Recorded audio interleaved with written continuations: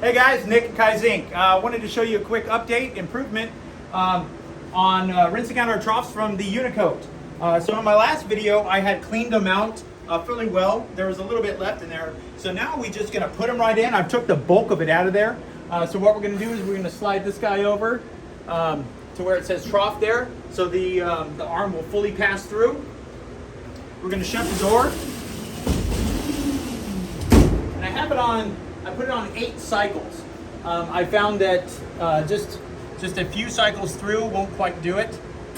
So it's gonna start to do its thing and we'll be back.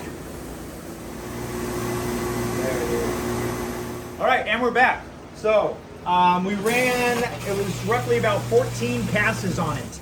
But you can see they're pretty darn clean. So that's gonna give you some extra time while you're running those guys to go mix up some inks, prep some screens, tape some screens, get some things drying, mix some ink. Just allowing the machine to do the work for you. Thanks guys.